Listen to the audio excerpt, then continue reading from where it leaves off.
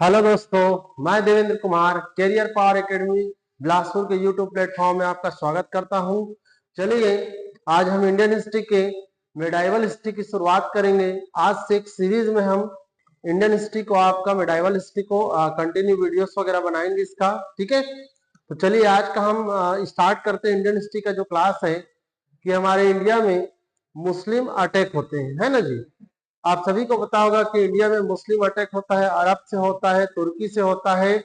और फिर तुर्की मुस्लिम अटैक करने वाले जो पर्सन थे मोहम्मद गौरी, जिसके द्वारा हमारे आपका देश में मुस्लिम साम्राज्य की स्थापना की जाती है, जिसको हम दिल्ली सल्तनत के नाम से जानते हैं। ठीक है, तो दो देशों से हमारे देश में मुस्लिम अटैक होते हैं, एक अरब से और एक कहां से जी, तुर्की से। चलिए आज का सेशन यहीं से स्टार्ट करते हैं कि भारत में मुस्लिम अटैक। देखिए,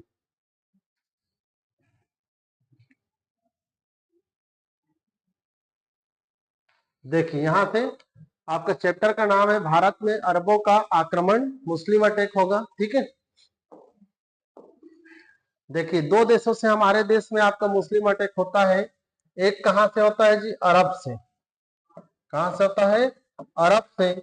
और एक होता है तुर्की से। याद रखिएगा, अरब से होगा और तुर्की से होगा। अरब से सबसे पहला मुस्लिम अटैक होता है हमारे देश में मोहम्मद बिन कासिम।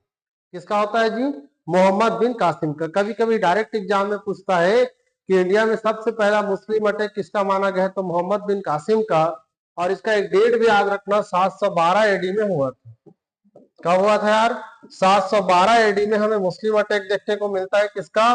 मोहम्मद बिन कासिम का, जो हमारे इंडिया में, हमारे भारत में प्रथम सफल मुस्लिम आक्रमण माना गया है। ठीक है भाई, इंडिया में पहला सफल मुस्लिम आक्रमण किसका माना गया है? मोहम्मद बिन कासिम का, 712 एडी। इससे पहले भी प्रयास किया गया था, लेकिन उसमें उनको सफलता नहीं मिली थी। इस पॉइंट को याद रखिएगा। आगे चल के हमें मिलेगा तुर्की आक्रमण। तुर्की से हमारे दो पर्सन इंडिया में अटैक करते हैं। एक का नाम आप जानते होंगे महमूद गजनवी है, और एक का नाम है आपका मोहम्मद गौरी। तो दोनों का याद रखना, एक का नाम महमूद गजनवी और एक का नाम मोहम्मद गौरी। ठीक है, तो जो महमूद गजनवी है, आप सभी लोग पढ़े होंगे कि टोटल हमारे इंडिया में 17 बार अटैक करता है। ठीक है भाई, 1000 एडी में स्टार्ट करते 1027 एडी तक टोटल 17 बार अटैक करते हैं, जिसको हम डेप्थ में जाकर के अच्छा से स्टडी करेंगे, जो आपके क्वेश्चन में डायरेक्ट आता है। जबकि हम मोहम्मद गौरी की बात करें तो मोहम्मद गौरी हमारे इंडिया में 1175 में 1175 में अटैक करता है, और आगे चल के यही दिल्ली सल्तनत की क्या करेगा जी, शुरुआत करता है। ठीक है, तो दोनों को फ्लो में याद रखिएगा, एक अरबी अटैक और एक किसका जी, आपका तुर्की अटैक। ठीक है, चलिए पहला देखते हैं। मोहम्मद बिन कासिम ने अटैक किया तो उस समय राजा कौन था और किस प्रकार की एक्टिविटी हमें देखने को मिलता है। देखिए, देखिए थोड़ा सा आपके लिए इमेज भी ले आए हैं मोहम्मद बिन कासिम। देखिए 712 एडी में भारत पर प्रथम सफल मुस्लिम अटैक होता है। कहां से जी? अरब से। कहां से होता है जी? अरब से होता है, याद रखना 712 एडी में। और जिस समय ये अटैक करते हैं, सिंध का जो राजा था उसका नाम था दाहिर। क्या नाम था जी? दाहिर। और दाहिर के साथ जो युद्ध होता है उसको हम रावण का युद्ध कहते हैं। किसका युद्ध कहते हैं जी? रावण का युद्ध कहते हैं। देखिए हमारे इंडिया में अरब से अटैक हो रहा है। ठीक है, अभी के डेट में जो ये पाकिस्तान का क्षेत्र है, यहीं पर आपका सिंध मिलेगा। क्या मिलेगा यार? सिंध। और यहां से आपका अरब से अटैक कर रहा है कौन? मोहम्मद बिन कासिम। अब मोहम्मद बिन कासिम और सिंध के राजा का नाम है दाहिर। क्या नाम है जी? दाहिर। इन दोनों के बीच में एक युद्ध हो रहा है, इस युद्ध को हम लोगों ने लिखा है रावण का युद्ध। ये एग्जाम में डायरेक्ट पूछा जाता है। 712 एडी में रावण का युद्ध होता है, किसके किसके बीच जी? सिंध के राजा दाहिर और मोहम्मद बिन कासिम के बीच, जिसमें ये जो सिंध के राजा है दाहिर, ये क्या हो जाएगा जी? हार जाएगा। और रावण के युद्ध में कौन जीत जाएगा? मोहम्मद बिन कासिम। और इस तरह से सिंध के क्षेत्र में कब्जा कर लेते हैं कौन जी? मोहम्मद बिन कासिम। याद रखेंगे, इनका हमारे इंडिया में अटैक करने का ऑब्जेक्टिव क्या था, उद्देश्य क्या था? तो देखिए कई उद्देश्यों के साथ में आया था, धन दौलत को लूटना। क्या करना जी, धन दौलत को लूटना, क्योंकि जानते हैं उस टाइम में हमारा इंडिया सोने की चिड़िया थी, बहुत ज्यादा यहाँ पे प्रॉपर्टी था, सोने चांदी की भरमार थी। तो जो बहुत सारे विदेशी ट्रेवलर थे, आक्रमणकारी थे, वो हमारे इंडिया में आकर के धन दौलत को क्या करते थे जी, लूटते थे। ठीक है, तो इस पॉइंट को याद रखना कि मोहम्मद बिन कासिम का इंडिया में अटैक करने का उद्देश्य क्या था, धन दौलत को लूटना था। और क्या था, तो इस्लाम का प्रचार प्रसार करना भी एक उद्देश्य था। किसका प्रचार प्रसार करना जी, इस्लाम का प्रचार प्रसार करना। क्योंकि अभी अभी मोहम्मद पैगंबर साहब जो 570 एडी में जिनका जन्म हुआ था और जिन्होंने इस्लाम धर्म की शुरुआत किया था, उसको पूरे वर्ल्ड में फैलाना भी एक उद्देश्य था इनका, कह सकते हैं। ठीक है, तो याद रखिएगा, इस्लाम धर्म का प्रचार प्रसार करना, धन को लूटना। और तत्कालीन कारण क्या था इस समय इंडिया में अटैक का, इराक के शासक अल हज्जाज के समुद्री जहाज को सिंध के देवल में समुद्री लुटेरे ने क्या कर लिया था, लूट लिया था, जिसका बदला लेने के लिए भी इसका आपका हमारे इंडिया में क्या होता है जी, अटैक देखने को मिलता है। ठीक है, तो दो तीन उद्देश्य है, याद रख लेना, एक धन को लूटना, एक इस्लाम का प्रचार प्रसार करना, और जो इराक का शासक अल हज्जाज है उसके समुद्री लुटेरे द्वारा कुछ आपकी एक्टिविटी कर लेना। ठीक है, चलिए आगे बढ़ते हैं हम लोग। देखिए भाई, 713 एडी में सुल्तान स्वर्ण नगरी पर अटैक करता है, ऐसे हमें जानकारी देने वाला एक पुस्तक है, जिस पुस्तक का नाम है अली अहमद की चचनामा। इसको डायरेक्ट एग्जाम में पूछता है, याद रखिएगा कि भारत में, कहां पर जी, भारत में अरब के अटैक। ठीक है भाई, भारत में अरब के अटैक की जानकारी कौन से बुक से मिलती है, तो इसकी जानकारी देने वाला हमारा जो बुक है वो है चचनामा। क्या है जी, चचनामा नामक पुस्तक है, और इस चचनामा नामक पुस्तक के रचनाकार अली अहमद है। कौन है जी, अली अहमद, याद रखिएगा, इससे बहुत ही अच्छा चर्चा किया गया है। यहां तक ये भी जानकारी मिलता है कि सिंध के क्षेत्र में, किसके क्षेत्र में जी, सिंध के क्षेत्र में जो मोहम्मद बिन कासिम है, कौन है जी, मोहम्मद बिन कासिम, इन्होंने जजिया कर लगाया था।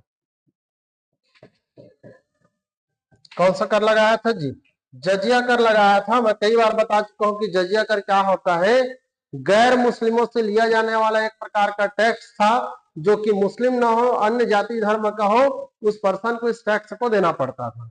तो याद रखना, मोहम्मद बिन कासिम ने कौन सा टैक्स लगाया था इस एरिया में, जजिया कर लगाया था, और इस एरिया में अटैक किया था। इसकी जानकारी देने वाला बुक का नाम चचनामा है, जिसके रचनाकार कौन है, अली अहमद है। ठीक है, चलिए आगे बढ़ते हैं कि इसके अटैक से हमारे इंडिया में कौन कौन से इफेक्ट पड़ते हैं, कौन कौन से प्रभाव पड़ते हैं। देखिए भाई,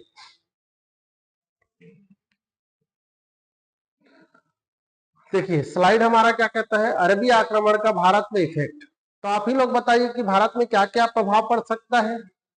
तो जो जो उद्देश्य को लेकर के आए हो सब प्रभाव तो पड़ेंगे ही। जैसे हमारे देश में इस्लाम का प्रचार होगा, होगा कि नहीं होगा।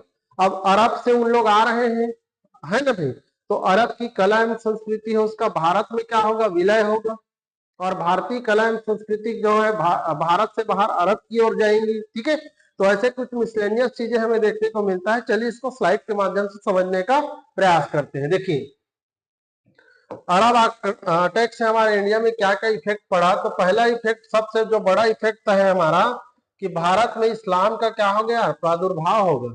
प्रादुर्भाव होना मतलब जन्म होना।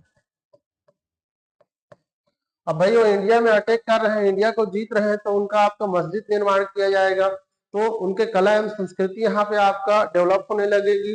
तो इंडिया में याद रखना, इस्लाम का प्रादुर्भाव होता है, इस्लाम का क्या होता है जी, शुरुआत होती है। ठीक है, इसके बाद भारत अरब संस्कृति, व्यापार, ज्ञान विज्ञान का दोनों का क्या होता है यार, आदान प्रदान होता है। उनकी कुछ चीजें हैं भारतीय लोग एक्सेप्ट करेंगे या स्वीकार करेंगे, और भारतीय कुछ चीजें उन लोग एक्सेप्ट करेंगे। ठीक है, तो दोनों के कला एवं संस्कृति, ज्ञान विज्ञान का आदान प्रदान होता है, याद रखिएगा। इन्हीं के द्वारा हमारे देश में स्टार्ट हुआ था आपका ऊंट पालन की प्रथा। क्या है जी, केमल फार्मिंग प्रैक्टिस भी स्टार्ट हुआ था, याद रखिएगा। ऊंट को इन लोग आपका सिंध वगैरह से जब आए हैं तो ऊंटों को साथ में लाए थे, और इनके ही द्वारा हमारे इंडिया में ऊंट पालन वगैरह क्या होता है जी, स्टार्ट हो जाता है। और क्या होगा, खजूर की खेती चालू हो जाएगी। किसकी खेती भाई, खजूर की खेती होने लगती है। याद रखना, दिरहम नामक हमें एक मुद्रा देखने को मिलता है जो कि अरब से ही हमारे इंडिया में आया था। ठीक है, दिरहम नाम का एक सिक्का है, कॉइन है, मुद्रा है, जो अरब से हमारे इंडिया में आया था, और ये इसका हमारा इफेक्ट पड़ता है अटैक का। मैं पहले ही बता चुका हूं कि जजिया नामक टैक्स लगाया था।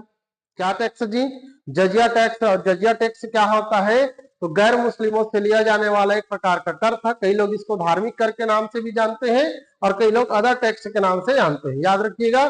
तो जजिया कर की क्या होती है, शुरुआत होती है जो गैर मुस्लिम नॉन मुस्लिम लोगों को देना पड़ता था। और कुछ बातें हैं, जैसे ज्ञान विज्ञान जो हमारे भारत में थी, जैसे कि दशमलव प्रणाली। क्या प्रणाली थी जी, दशमलव प्रणाली। 0 1 2 3 जो दशमलव प्रणाली आती है, उसको अल ख्वारिज्म नाम के पर्सन ने कहा ले गया जी, अरब में ले गया। लिखा है ना कि भारत अरब संस्कृति व्यापार ज्ञान विज्ञान का आदान प्रदान हुआ इसमें। तो हमारी कुछ नॉलेजेबल चीजें अरबों ने ले गए और अरबियों की कुछ चीजें हम इंडियन लोगों ने एक्सेप्ट कर लिया। ठीक है, याद रखना, ज्ञान में हमारे भारत में दशमलव प्रणाली जो शुरू हुआ था उसको अल ख्वारिज्म ने कहा ले गया जी, अरब ले गया। अरब से अवेलार्ड के द्वारा कहाँ चला गया, यूरोप चला गया। तो ये भी एक एविडेंस हमें देखने को मिलता है। प्लस अरबियों का एक कॉन्सेप्ट था मानसून। क्या शब्द है जी, मानसून। जो हम विशेष तौर पे मानसून जो वर्षा के लिए हमारा जो इम्पोर्टेंट है उस शब्द का यूज करते हैं। तो ये मानसून शब्द अरब से कहाँ आ गया जी, अपना इंडिया देखने को मिलता है। मानचित्र कला वगैरह भी उनका आपका डेवलप था, वो भी हमें देखने को मिलता है इंडिया में। ठीक है, तो ये सब पॉइंट हमें देखने को मिलता है भारत में किसके अटैक से, अरबियों के अटैक से। ठीक है, तो ये एक पॉइंट हो गए हमारे लिए, याद रखिएगा कि भारत में अरब के अटैक से कौन कौन से इफेक्ट पड़ते हैं। और देखिए क्या क्या चीजें हैं, तो कुछ कुछ हमारे इंडिया के लिटरेचर है, साहित्य है, जिसका अरबी भाषा में लोग क्या करते हैं, अनुवाद वगैरह कराते हैं। ठीक है भाई, जैसे कौन कौन से साहित्यों का अरबी भाषा में अनुवाद किया गया था। देखिए, आर्यभट्ट की शुद्ध सूर्य सिद्धांतिका, कौन सी बुक है जी, आर्यभट्ट की सूर्य सिद्धांतिका है। चरक संहिता जो चरक की पुस्तक है, जो एक चिकित्सा शास्त्र पे लिखा गया था। कौन से शास्त्र पे जी, चिकित्सा शास्त्र पर लिखा गया एक बुक है। सुश्रुत संहिता यह सुश्रुत की एक बुक है। ये शल्य चिकित्सा पे लिखा गया पुस्तक है। कौन सी चिकित्सा जी, शल्य चिकित्सा, याद रखिएगा, शल्य चिकित्सा पे लिखा गया पुस्तक। पंचतंत्र जो विष्णु शर्मा की पुस्तक है, गुप्त काल में लिखा गया है। ठीक है भाई, तो इन सभी बुक्स हमारा, इन सब का अरबी में क्या होता है जी, अनुवाद देखने को मिलता है। और ये सभी की जो नॉलेजेबल चीजें हैं और अरब के लोग भी एक्सेप्ट करना चालू कर देंगे, उनको भी इसकी क्या हो जाएगी, जानकारी हमें हो जाएगी। तो याद रखिएगा, आर्यभट्ट का सूर्य सिद्धांतिका, और चरक का चरक संहिता, सुश्रुत का सुश्रुत संहिता, और विष्णु शर्मा का पंचतंत्र, इन सब का अरबी भाषा में अनुवाद किया गया था। एक और है अल अज फाजरी। क्या नाम है यार, अज फाजरी नाम के पर्सन ने ब्रह्म सिद्धांत व खंडन खाद्य का क्या किया था जी, अरबी भाषा में अनुवाद किया था। ठीक है, तो ब्रह्म सिद्धांत और खंडन खाद्य का अरबी भाषा में अनुवाद किसके द्वारा किया गया था, अज फाजरी। कभी कभी एग्जाम में डायरेक्ट आ जाता है, याद रखिएगा, अज फाजरी ने ब्रह्म सिद्धांत और खंडन खाद्य का अरबी भाषा में अनुवाद किया।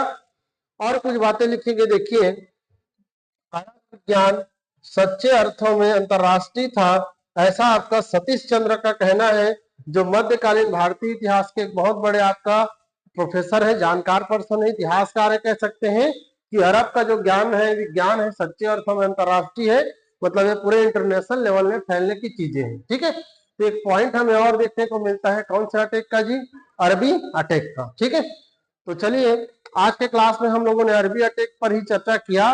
नेक्स्ट क्लास में हम लोग चर्चा करेंगे कि भारत में तुर्की अटैक आपका कैसे कैसे हुआ, और किस प्रकार के कौन कौन से क्षेत्रों में गए, किस किस को हराया, और कैसे हमारे भारत में आपका मुस्लिम एम्पायर की स्थापना होता है, दिल्ली सल्तनत की स्थापना देखने को मिलेगा, जिसमें हम दो मुस्लिम अटैक को पढ़ेंगे। कौन सा, एक महमूद गजनवी का और एक मोहम्मद गौरी का। ठीक है, तो इसके लिए नेक्स्ट पार्ट आप जरूर जुड़िएगा। बोलिए जय भारत, जय छत्तीसगढ़।